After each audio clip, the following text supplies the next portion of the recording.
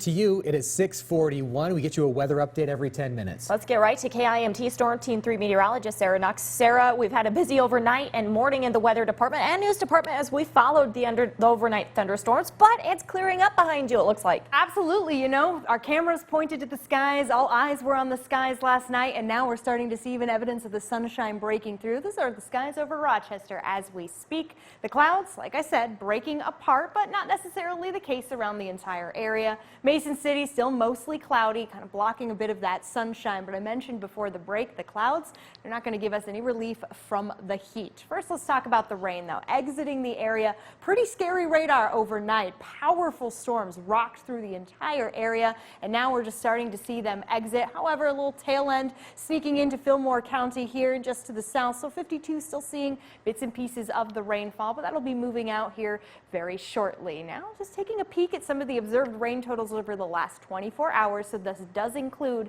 what we saw during the morning hours of yesterday and into midday. Looking at around 5 inches of rain hitting portions of Mitchell County, nearly 4.5 to be exact, coming close to 35 in Worth County. So North Iowa definitely getting hit by the bulk of this rainfall, but a lot of us seeing over that inch mark. The rain was strong. It came down heavy, a lot of moisture in the atmosphere, and now we've got even more. So as this rain exits, we do see a few additional chances for sprinkles here or there as the clouds continue to exit out of the way. Sun is not going to be terribly abundant today, but we will see it poking through the clouds here. There was some clearing going on. By the time we get into the lunch hour, though, check out our heat already on the rise. It is going to warm up fast, and with all of that moisture, our dew point's going to rise with it. It's going to be very sticky with dangerous heat once again today. So as we approach the lunch or the dinner hour and the evening commute, I suggest possibly staying indoors, limiting your time outdoors, but I know that Thursdays on First, Thursdays on Main, definitely some fun things to get out to.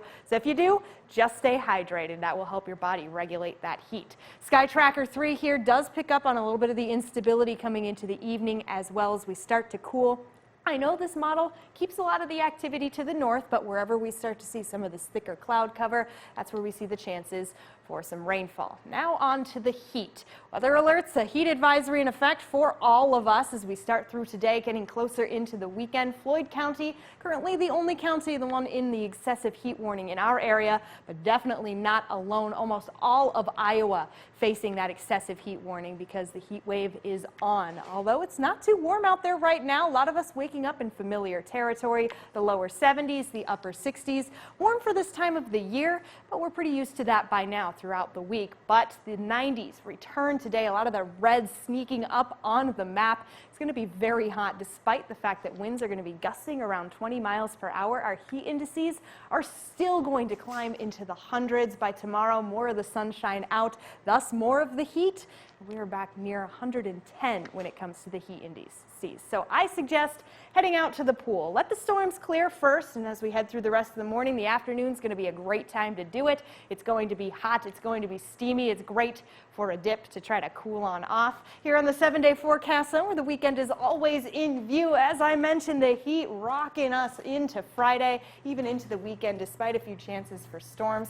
We do start to cool down. I love to see the lower 80s on the board with all the sunshine because, guys, it's going to feel so fantastic after this very hot, wet, sticky week. Right, some sweet relief, but like you said, this morning I had some concerns.